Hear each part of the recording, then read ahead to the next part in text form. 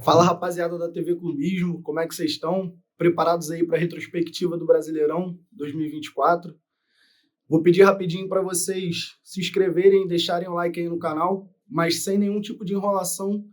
A gente fez um top 3 agora, maiores participações em gol do Brasileirão 2024 e um top 3 também dos goleiros, né? Figura importante aí. Sem muita figurinha repetida e sem muitas delongas também. A gente vai falar sobre os maiores goleadores e participações em gol. Lembrando que o Yuri Alberto foi o artilheiro do Brasileirão, né? Ele acabou ficando ali, assumindo nas últimas rodadas. O Yuri Alberto que deu uma volta por cima, porque no início do ano ficaria muito difícil de acreditar que aconteceria isso.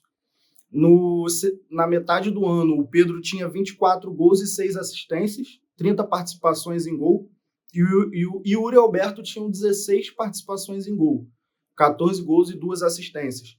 Veio a lesão do Pedro no treino da seleção brasileira ali em setembro, e esse 30-16 ali do Pedro para cima do Yuri Alberto foi se revertendo, né? O Yuri Alberto, ele jogou 535 minutos a menos do que o Pedro, até a virada ali desse semestre ali do Brasileirão. O Corinthians vivia uma crise, o Yuri Alberto vinha sendo muito criticado. O próprio Ramon Dias deixou uma crítica no ar ali, quando ele disse numa entrevista que não saíam muitos gols, como vinha saindo no Vasco, porque ele não tinha um goleador à altura do Verratti ali dentro do Corinthians. E o Yuri Alberto até vinha de uma fase ruim e a gente sabia que ele vinha se sentindo mal com as críticas da torcida, da imprensa, e veio mais essa.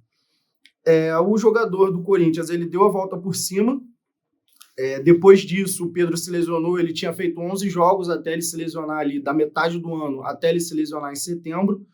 E como ele se lesionou, o Yuri Alberto assumiu essa liderança. Ele disputou mais 29 jogos, fazendo 17 gols e mais 5 assistências.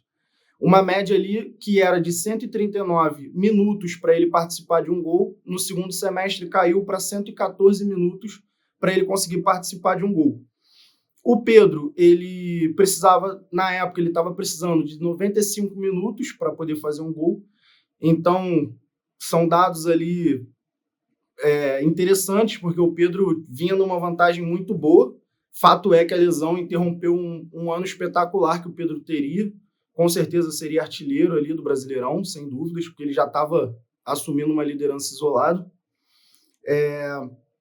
Uma curiosidade, né?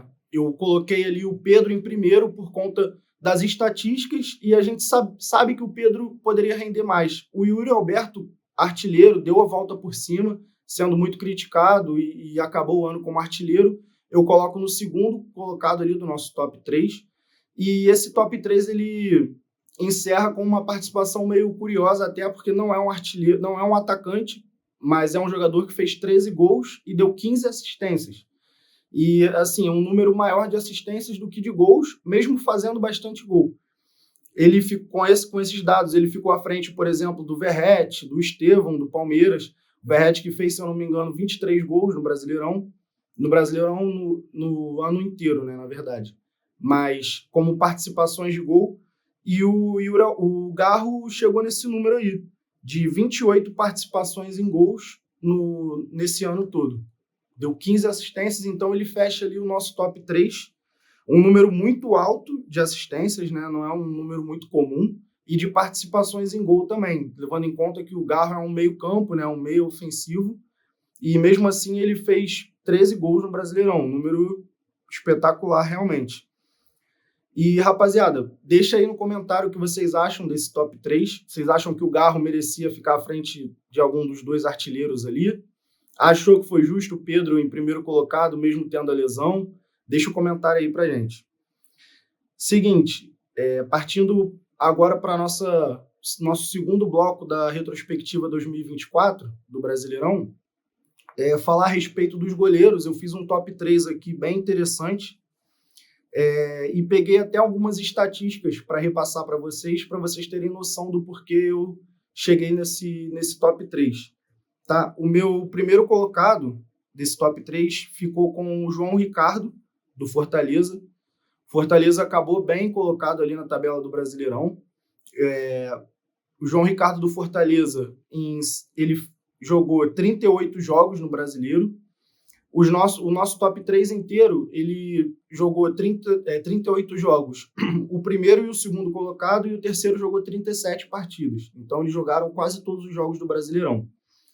O João Ricardo do Fortaleza, ele teve 157 defesas, 13 jogos sem sofrer gol. Ele acabou não defendendo nenhum pênalti e teve 89 defesas consideradas difíceis, né, que são defesas dentro da área. A nota do SofaScore dele ficou ali 7,42. Ele participou de todos os jogos do Brasileirão. Então, 13 jogos sem você sofrer gol é praticamente um terço do Campeonato Brasileiro, porque são 38 jogos, né? Então, é um terço do Campeonato Brasileiro que ele ficou sem levar gol. E com 89 defesas difíceis, o número de defesas foi o mais alto entre os goleiros do Brasileirão, e ele manter essa média, então realmente ele foi o melhor goleiro do Brasileiro aqui no meu top 3. E, em segundo lugar, o Léo Jardim do Vasco, que praticamente salvou o Vasco de não ter um ano ali. O ano do Vasco até foi bom dentro do que era esperado, né? E o Léo Jardim foi um dos responsáveis para isso, fazendo defesas milagrosas. Ele jogou também as 38 partidas do Brasileirão pelo Vasco. Foram 149 defesas, 8 jogos sem sofrer gol. A defesa do Vasco foi uma defesa muito vazada. O Vasco acabou com um saldo negativo de 13 gols. Então, ele também não tem muita culpa, a gente sabe, mas como os números do João Ricardo foram melhor nesse sentido, ele acabou ficando em segundo lugar. Também não defendeu nenhum pênalti no Brasileirão e foram 77 defesas difíceis, né? Defesas dentro da área ali. A nota 7,17 no SofaScore.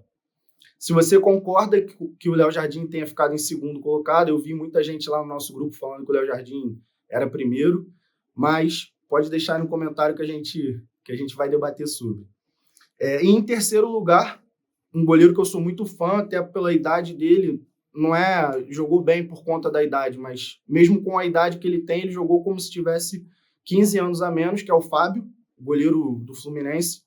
Agarrou muito esse ano. O Fluminense é um caso parecido com o do Vasco, a defesa foi bem vazada, passou por um ano turbulento, mudou drasticamente do Fernando Diniz para o Mano Menezes.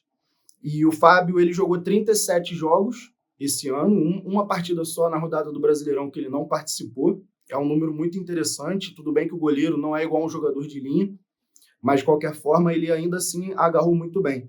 Foram 132 defesas, 13 jogos sem sofrer gol, mesmo número do João Ricardo. Então, realmente, para um time que brigou contra o rebaixamento, a defesa do Fluminense é uma defesa boa, tem ali o Thiago Silva, tem bons jogadores ali na defesa, mas mesmo assim o Fluminense não vinha num ano bom, então ele passar ali também, assim como o João Ricardo, um terço do Brasileiro sem sofrer gol, tem muito mérito. Ele com certeza salvou o Fluminense a longo prazo ali desse rebaixamento, porque goleiro nem sempre é visto, agora a gente lembra do goleiro mais quando ele acaba falhando, mas realmente o Fábio fez muito milagre ali no Fluminense.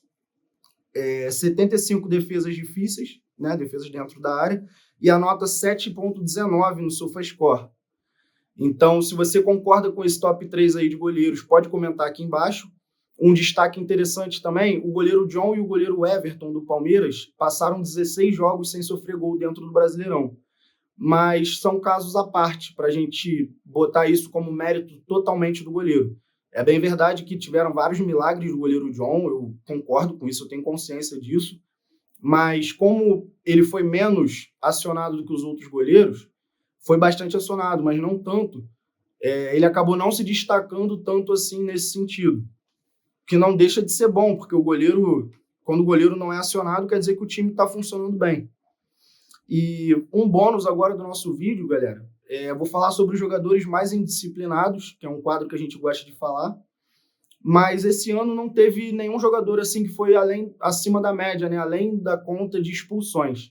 A gente teve uma lista aqui de jogadores que levaram 2 cartões vermelhos, que foi o máximo do Brasileirão, e um destaque para o Brites, do Fortaleza, que levou 11 cartões amarelos, além de 2 vermelhos. O Barbosa, do Botafogo, tomou 2 cartões vermelhos e 9 amarelos ao longo do Brasileirão. O Alex Vinícius, do Atlético Goianiense, 2 vermelhos. E por aí vai, João Vitor do Vasco, Marlon do Cruzeiro, Batalha do Atlético Mineiro, Alan Ruschel, o nosso guerreiro do acidente da Chape também, jogando em alto nível, mesmo com todas as condições ali que ele poderia ter. Enfim, né, galera? No Juventude também levou 2 cartões vermelhos. Hércules do Fortaleza, Felipe Melo também levou 2 cartões vermelhos aí pelo cartões vermelhos ao longo do Brasileirão 2024. E, enfim, esse ano realmente a gente não teve aquele Brasileirão com um jogador 4 vezes expulso ao longo do Brasileirão. Ficou nessa média aí. Alguns demais jogadores foram expulsos uma vez só. Então, rapaziada, esse foi mais um giro do dia aí, mais um vídeo rápido, retrospectiva 2024 da TV Clubismo. Vou deixar o link aí para vocês do último vídeo agora, que nosso amigo Rodrigo deixou um top 6 de jogadores, dos melhores jogadores da temporada. Isso daí é um vídeo internacional, né? Então ele citou ali alguns craques que estão em alta, como Salah, enfim, rapaziada, Rafinha do Barcelona. Vou deixar o link para vocês na descrição. E não esqueçam aí de se inscrever e seguir a gente também nas outras redes sociais, hein? Tamo junto, rapaziada. Mais um vídeo aí da TV Clubismo.